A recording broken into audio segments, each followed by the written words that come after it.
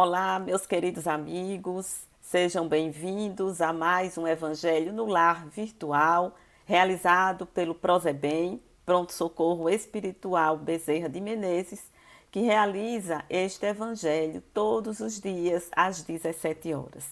Então, que a paz do Mestre Jesus nos envolva nesse instante para que possamos aproveitar esses momentos de reflexão sobre o teu Evangelho, o seu Evangelho de luz. E para fazer a nossa preparação psíquica do ambiente, nosso ambiente mental, eu trouxe aqui uma mensagem do Espírito Casimiro Cunha, psicografia do nosso querido Chico Xavier, que está no livro Mandato de Amor. O título desta mensagem é Caridade. Ele diz assim: use o tostão que sobra e que em nada te aproveita.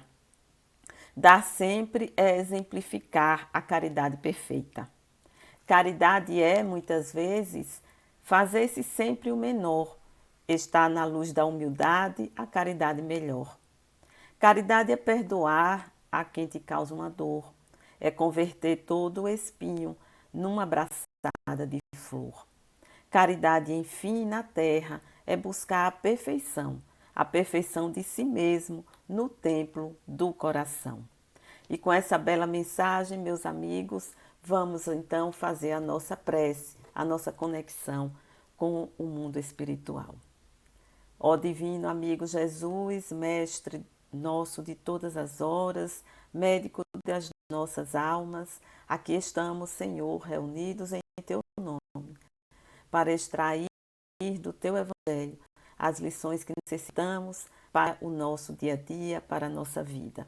Fica conosco, mestre querido, hoje e por todo sempre, que assim seja. Pois bem, meus amigos, hoje eu trouxe para a nossa reflexão o tema Fora da caridade não há salvação, que está no Evangelho segundo o Espiritismo, no capítulo 15, que é justamente com esse título, Fora da caridade não há salvação. Mas eu vou trazer aqui para nós a mensagem naquela parte que é das instruções dos Espíritos, aquela parte que, essa mensagem que é do Espírito Paulo, né? E ele fala justamente sobre essa caridade, fora da caridade não há salvação. É muito interessante essa proposição que Allan Kardec nos fez, fora da caridade não há salvação. Mas nós vemos que ela já começou com o próprio Cristo.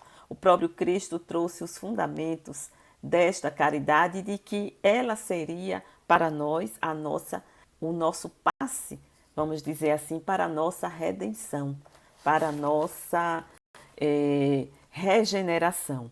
Tem uma mensagem de Chico Xavier, o próprio Chico Xavier, que ele vai tratar desse assunto, sobre esse aforismo, essa frase, né, que é fora da caridade não há salvação. E ele vai nos dizer que o benfeitor Emmanuel falou para ele que salvação, o conceito de salvação, nesse sentido, nessa sentença, nessa frase aí, ela tem o sentido de reparação, de restauração, de refazimento. Portanto, a salvação de que se fala aqui, nesta frase, não é simplesmente ir para um mundo melhor, ou ir para o céu, ou resolver todos os problemas, mas ela representa para nós a regeneração de cada um de nós. Porque nós sabemos que estamos nessa jornada evolutiva, que fomos criados por simples e ignorantes e que vamos alcançar a perfeição relativa, vamos chegar num ponto, no cume de uma montanha, que representará para nós a nossa felicidade.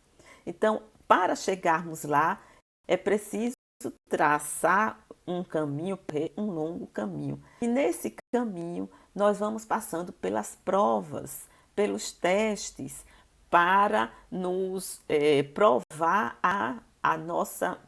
o desenvolvimento das nossas qualidades, a nossa melhoria, a melhoria do nosso ser, a purificação do nosso sentimento.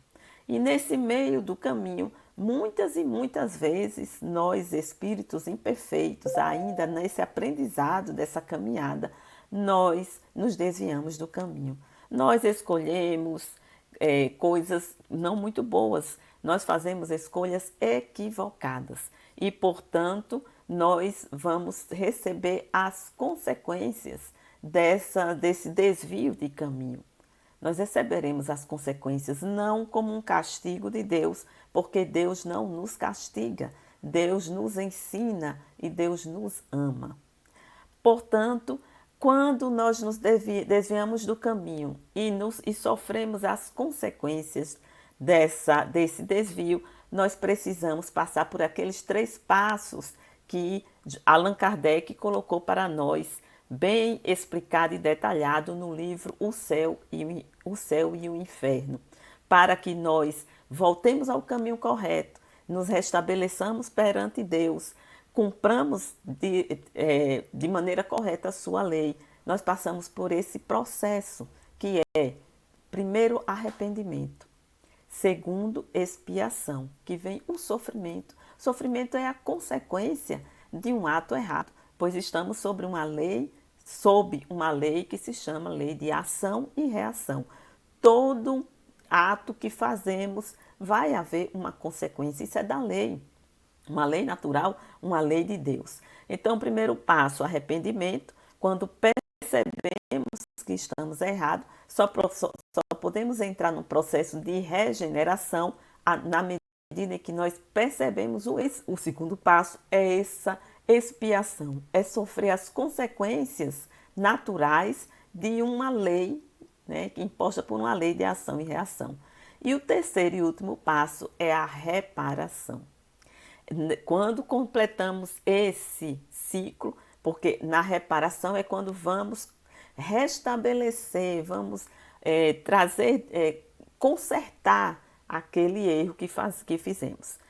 Deixando aqui bem claro que vamos dizer que erramos com alguém, com alguma pessoa, e nós vamos reparar, arrepender, vamos sofrer ali as consequências e depois vamos reparar esse erro. Não quer dizer que precisemos reparar exatamente com a mesma pessoa, porque na verdade nós estamos em falta com a lei de Deus.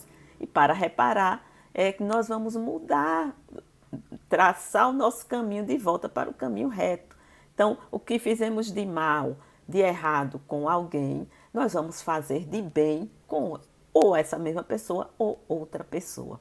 Portanto, voltando ao nosso pensamento, quando completamos aquele ciclo, né, desse processo de regeneração, aí sim, aí nós nos salvamos. Aí nós encontramos a salvação. A salvação, portanto, como diz Chico Xavier nessa mensagem, é reparação, restauração, refazimento. Certo? Então vamos aqui à mensagem do Espírito Paulo, né, sobre fora da caridade não há salvação. Como é importante isso? Ele vai dizer que nessa máxima estão contidos os destinos do homem sobre a terra e no céu. Olha só. Então precisamos passar por isso. Senão não encontraremos esta salvação, né? Ele diz sobre a terra, porque à sombra deste estandarte, desta bandeira, nós viveremos em paz. Se levarmos a bandeira da caridade, nós viveremos em paz, já encontraremos uma certa paz aqui na própria terra. E no céu, ele diz, quer dizer, o céu aqui representando o plano espiritual, porque aqueles que a tiverem praticado encontrarão graça diante do Senhor, ou seja, chegarão a um estado de pureza, de purificação da alma, do sentimento, né, que encontrarão graça no Senhor, uma forma de expressar isso. Né? E aí ele vai dizer assim nesse texto: esta divisa é a flama celeste, a coluna luminosa que guia os homens pelo deserto da vida para conduzi-lo à terra da promissão. Esse é o princípio da nossa salvação, agir com caridade. Agora, precisamos identificar que caridade é essa. E aí, voltando lá para Jesus, que trouxe para nós o princípio da caridade, a gente vai lembrar daquela passagem em que Jesus está conversando com os seus discípulos lá em Jerusalém, já próximo ao dia em que seria preso, condenado, julgado e condenado e crucificado.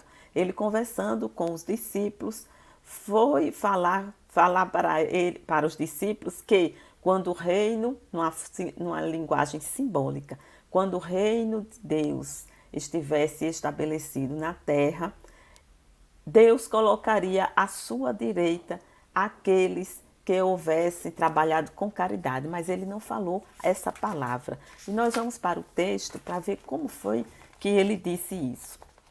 Ele vai dizer assim, ó, esse rei representando Deus, né? Essa passagem, meus irmãos, está lá no Evangelho de Mateus, no capítulo 24, a partir do versículo 31. Quem quiser pode dar uma olhadinha lá. Então ele vai dizer, ó, ele diz que quando vier o Filho do Homem, quando ele diz assim, quando vier o Filho do Homem na sua majestade, significa que o reino de Deus estará implantado na humanidade. Nós sabemos que o reino de Deus é algo que nós vamos construindo dentro de nós, porque dentro de nós todos já temos todas as virtudes, todos os potenciais para sermos espíritos puros. Está lá em potencial. Nós vamos desenvolvendo essas potências até chegarmos lá. E isso é feito de coração a coração, como o próprio benfeitor Emmanuel nos diz. Mas quando toda a humanidade, que essa é a tarefa maior do Cristo com relação a este planeta, é conduzir esta humanidade para a regeneração, né? Então, com todo, ele vem dizer, de uma forma simbólica, quando vier o Filho do Homem, ou seja, quando o Evangelho estiver implantado na humanidade, este rei, que representa Deus, né, vai dizer assim: vinde benditos de meu Pai, possuí o reino que vos está preparado desde o princípio. Então ele vai colocar à direita, né, aqueles que cumpriram, e vai dizer assim, olha que bonita essa linguagem de Jesus. Porque tive fome e deste-me de comer, tive sede e deste-me de beber, era hóspede e me recolheste, estava nu e me cobriste, estava enfermo e me visitaste, estava no cárcere e vieste me ver. Então lhes responderão, Senhor, quando fizemos isso? E Jesus vai dizer, quando fizeste a cada um desses pequeninos, né, aí estará fazendo a mim. É nessa linguagem linda e simbólica que Jesus coloca aí o princípio da caridade para todos nós, para que nós façamos a nossa parte na obra da criação, servindo uns aos outros, sendo úteis, sendo solidários, fraternos uns com os outros. Mas aí, meus irmãos, a gente precisa entender que Jesus falou aqui de uma forma bem simbólica, né, e bem generalizada, mas nós sabemos, a doutrina espírita veio nos clarear mais ainda, que a caridade ela não é apenas a caridade material. A caridade ela se expande muito mais. E os espíritos benfeitores vieram nos dizer como é o sentido da caridade para Jesus. E os espíritos benfeitores disseram, benevolência para com todos. Dentro dessa benevolência está a beneficência, está aquela caridade material também. Indulgência para com as imperfeições alheias. Aí nós vemos que ser caridosos é ser indulgente para com os nossos irmãos, como nós precisamos dessa indulgência. É ser compreensivo, é entender a falha dos outros, porque nós também temos falha. E, por último, perdão das ofensas. Se nós não, até nós conseguirmos realizar esses três elementos, benevolência para com todos, ser bom para com todos, meus irmãos, todos estão aí. Então a gente vai, por exemplo, fazer uma beneficência para aqueles que estão em necessidade, mas às vezes nós tratamos mal aquele companheiro nosso que está ombro a ombro conosco. então não estamos sendo benevolentes, não é? Indulgência para com todos e perdão das ofensas. Então veja que é uma proposta que é uma caminhada, porque para alcançarmos isso, nós precisamos trabalhar e muito os nossos defeitos, o egoísmo e o orgulho que está dentro de nós, para chegarmos lá. Tanto que Emmanuel diz que para nós conseguirmos chegar, fazer realmente a caridade como ela precisa ser feita, né, nós precisamos desse trabalho interior. Aí Emmanuel vai dizer no livro Vinha de Luz, no capítulo 110, Psicografia de Chico Xavier, também ele vai dizer, olha que coisa bonita ele vai dizer, ninguém pode assistir a outrem com eficiência se não procura a edificação de si mesmo. Ninguém medicará com proveito se não adquirir o espírito de boa vontade para com os que necessitam. Espírito de boa vontade. E ninguém ensinará com segurança se não possui a seu favor os atos de amor ao próximo, no que se refere à compreensão e ao auxílio fraternais. Então vejam, meus amigos, que nós precisamos realmente trabalhar o nosso interior, o nosso íntimo, para que, de fato, nós vamos realizando essa caridade com mais eficiência, né? Com mais calor humano, com mais humanidade. Porque então nós poderemos fazer essa caridade de uma forma exterior, uma ajuda exterior, mas que aquilo não tem ressonância com o nosso coração. Porque a gente pode estar indo realizar algum tipo de ajuda, porque a gente entendeu que precisamos fazer algo pelos outros para poder sermos salvos, mas se o nosso coração não tiver nada a ver com aquilo, se o nosso sentimento não tiver um sentimento de amor, realmente de fraternidade, nós ainda não estamos praticando a caridade. Por isso, Emmanuel vai dizer nesse mesmo texto, ele diz assim, olha, antes, a orientação que ele nos dá, antes, porém, da caridade que se manifesta exteriormente nos variados setores da vida, pratiquemos a caridade essencial, olha só, sem o que não poderemos efetuar a edificação e a redenção de nós mesmos. Que caridade essencial seria essa que Emmanuel está nos dizendo, né? Que precisamos, antes de sair e fazer essa manifestação exterior, precisamos primeiro praticar essa caridade essencial. E Emmanuel vai nos dizer, trata-se da caridade de pensarmos, falarmos e agirmos segundo os ensinamentos do Divino Mestre. Olha, meus amigos, meus irmãos, então é preciso a gente não tem para onde. Quando Jesus disse assim, conhecereis a verdade e a verdade vos libertará, essa verdade, meus irmãos, a gente precisa encontrar dentro de nós, a nossa verdade. Conhecer, nos entender, saber das nossas limitações, trabalhar o egoísmo e o orgulho, porque aí tudo mais que vier de forma exterior, toda a ação exterior, ela vai estar conectada com o sentimento, conectada, ela vai ter realmente a boa intenção, a intenção pura, né? Então, vamos ver aqui ainda o que diz o irmão Paulo nessa mensagem, fora da caridade não há salvação. Ele vai dizer aqui já no finalzinho, nós estamos já chegando, ele diz assim, olha, aplicai-vos, portanto, meus amigos, a compreender-lhe o sentido profundo. Olha só, o sentido profundo dessa caridade, é isso que nós estamos falando aqui, né? E as consequências de sua aplicação. E ele nos dá aqui uma orientação muito bonita e segura. Ele diz, procurar por vós mesmos todas as maneiras de aplicá-la. Cada um de nós fazendo esse mergulho interior, reconhecendo em nós nossas falhas, onde podemos melhorar, nós vamos poder aplicar a caridade, cada um do seu jeito, da sua maneira. Então ele diz, de uma maneira geral, uma orientação geral, submetei todas as vossas ações, todas as nossas ações, ao controle da caridade. E a vossa consciência vos responderá, não somente ela evitará que façais o mal, né? Mas também nos levará a fazer o bem.